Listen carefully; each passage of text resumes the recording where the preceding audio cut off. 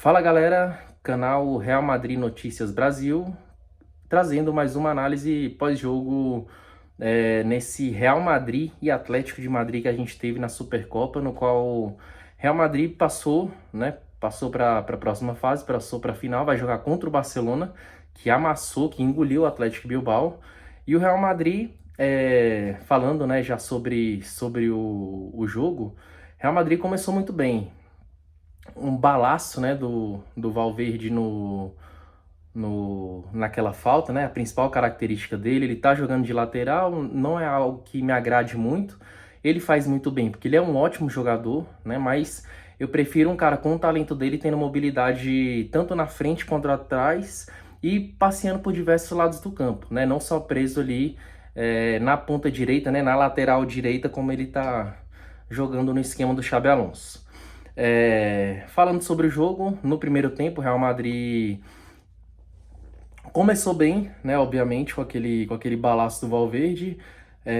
Uma coisa que eu quero destacar é o Jude Bellingham, é muito lutador, um jogador como ele ali é um talento muito raro, muito raro. Eu acho que o Xabi Alonso tem que dar essa liberdade que ele deu hoje, principalmente sem o Mbappé, né? Sem o Mbappé, ele dá mais liberdade para o Jude Bellingham chegar na frente, construir jogadas, participar da construção, enfim.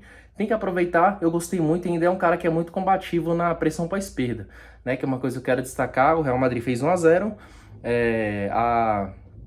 O Atlético de Madrid, mesmo tentando sair, mesmo tentando dar umas estocadas no Real Madrid, não conseguia, principalmente por conta da pressão para a esquerda que o Real Madrid estava fazendo, né? O ataque muito leve com Gonçalo, com Vini Júnior e com Rodrigo. Então eles tinham muita força, muita mobilidade, muito movimento, além do Bellingham, obviamente, ajudando, que é um excelente volante, né? Embora esteja jogando como terceiro homem de meio campo aí nesse esquema do Real Madrid. Ele ajuda muito, ele ganha muito, ele desarma muito, então o Real Madrid estava se dando muito bem até os 30 minutos de jogo do primeiro tempo, né? Que foi quando o Atlético de Madrid começou a se soltar mais, começou a sentir menos o impacto do primeiro gol no início. O Atlético de Madrid estava perdidinho, o Simeone estava até catimbando, saiu um corte dele provocando o Vini Júnior, que isso até aconteceu novamente na saída dele no segundo tempo, ele apontando para o estádio como se a torcida estivesse vaiando ele. Na minha opinião, ele não estava sendo vaiado. O que estava sendo vaiado era a substituição.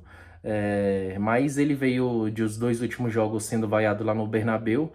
Então pode ser que a interpretação de muitas pessoas saiam por essa ideia de que ele foi vaiado mais uma vez. Mas a partida do Vini foi corretíssima, errou muito pouco. O próprio contexto do jogo não permitia que o Vini se destacasse, né? Tivesse inúmeras jogadas pela ponta dele, porque o Atlético de Madrid é um time grande, é um time bom, então, obviamente, não ia ser um jogo de ataque contra a defesa.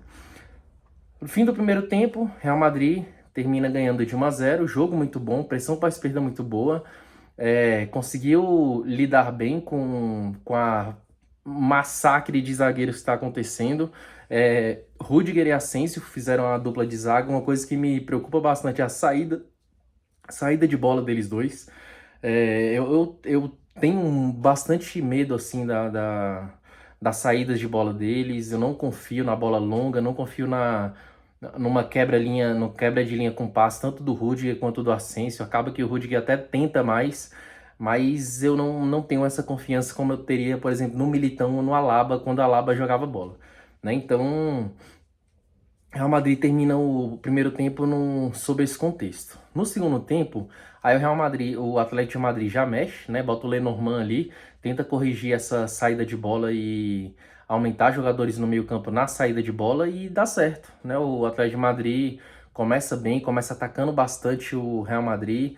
O Real Madrid quase se complica em alguns momentos do segundo tempo, mas nada muito grave, porque eu senti que o jogo estava bastante controlado, né? O jogo estava controlado, o Real Madrid estava conseguindo, jogando com linhas mais baixas, mas não quer dizer que tá jogando com linha baixa que tá tomando sufoco, né? Era até como eu mencionei anteriormente, o ataque do Real Madrid é muito leve, é muito móvel, então jogar de forma reativa, né, no contra-ataque também faz sentido com esse esquema do Real Madrid.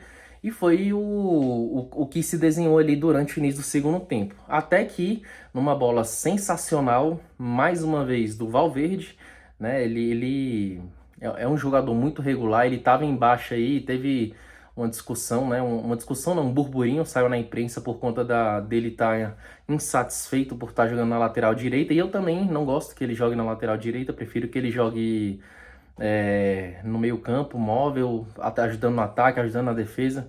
Enfim, ele, Bellingham e Tchouaméni ali, para mim, é a trinca principal. E aí, Rodrigo, né, que já tinha perdido um gol no primeiro tempo, fez um corte excelente, mas como ele não é canhoto, né, quem joga naquela beirada de campo pelo lado direito tende a ter mais dificuldades na finalização, e foi isso que aconteceu, chutou em cima do goleiro, logo no lance seguinte, isso ainda no primeiro tempo, logo no lance seguinte, o Vini Júnior teve um cabeceio cara a cara com o goleiro que foi para fora. Mas enfim, Rodrigo conseguiu fazer o segundo gol, e eu quero abrir um parênteses para falar sobre o Rodrigo. Ele tá muito bem, tem participado de gols nos últimos jogos. O Xabi Alonso viu que não dá para abrir mão de um jogador como ele. Embora eu goste do Arda Güler, mas ali naquele lado do campo é Rodrigo, não tem o que fazer. Ele também não tem.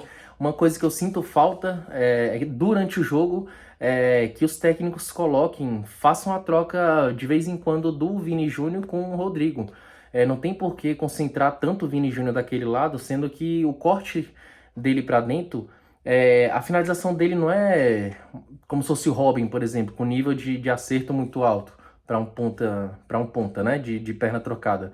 Então, acho que dá para fazer essa variação, dá para explorar a velocidade do Rodrigo indo para a ponta e fazendo cruzamento, ou até tentando uma assistência ou finalização com a esquerda, porque ele tem aprimorado cada vez mais seu pé canhoto. E boa notícia para a seleção, né? O Rodrigo, ele tem a plena confiança no Ancelotti, ele vai para a Copa do Mundo, possivelmente vai estar entre os 11. Então, nós como que acompanha o Real Madrid, o futebol internacional, tem que torcer pelo bom desempenho desses dois jogadores, né? Principalmente do Rodrigo, que estava em baixa nesses últimos tempos. E passando a chave sobre o último jogo, sobre as informações do jogo, o Atlético de Madrid naturalmente ficou em cima, né? Terminou o jogo em cima do Real Madrid. O Real Madrid no contra-ataque até tentava matar o jogo, mas não conseguia, porque o ataque já estava modificado, o Vini tinha saído, que teve aquela discussão novamente com o Simeone. O Atlético de Madrid foi em cima, quase fez gol nos últimos, depois dos 90 minutos. Mas faz parte do contexto do jogo. Real Madrid ganha de 2-1, jogo único, valendo taça, e o Atlético de Madrid é um time bom. Então era isso essas foram minhas impressões do jogo que a gente teve na Supercopa da Espanha. Valeu!